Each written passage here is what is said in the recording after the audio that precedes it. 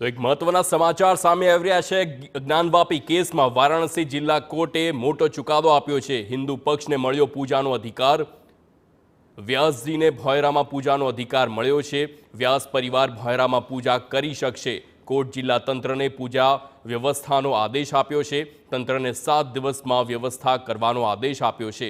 1993માં વ્યાસજીના ભોયરામાં પૂજા બંધ કરાવાઈ હતી, તો વ્યાસ પરિવાર ભોયરામાં પૂજા કરી શકશે। એક મોટા સમાચાર। તો જ્ઞાનવાપીનો આ કેસ જેમાં હિન્દુ પક્ષને પૂજાનો અધિકાર આપવામાં આવ્યો છે। હિન્દુ પક્ષ માટે ખૂબ જ સારા સમાચાર, જ્યાં વ્યાસજીના ભોયરામાં પૂજાનો અધિકાર મળ્યો છે। વ્યાસ પરિવાર ભોયરામાં પૂજા હવે કરી શકશે। કોર્ટે જિલ્લા તંત્રને પૂજા વ્યવસ્થાનો આદેશ આપ્યો છે। તંત્રને 7 દિવસમાં વ્યવસ્થા કરવાનો આદેશ આપ્યો છે।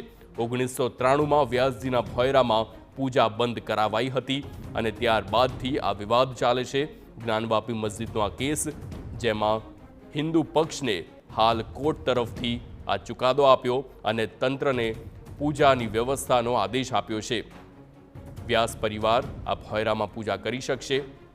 7 દિવસમાં તમામ વ્યવસ્થા કરવાનો આદેશ આપી દેવામાં આવ્યો છે।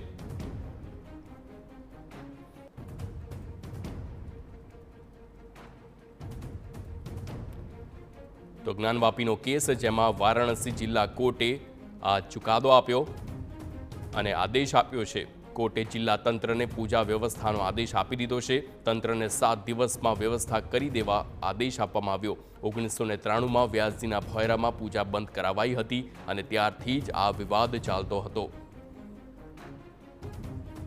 તો રામ જન્મભૂમિના કેસ બાદ સૌ કોઈની નજર જ્ઞાનવાપી પર છે। જ્ઞાનવાપીના કેસમાં શું ચુકાદો આવે છે તેની પર સૌ કોઈની નજર રહેશે, પરંતુ તે પહેલાં હિન્દુ પક્ષને એક સારા સમાચાર કોર્ટ તરફથી મળ્યા છે। કોર્ટે મોટો ચુકાદો આપી દીધો છે।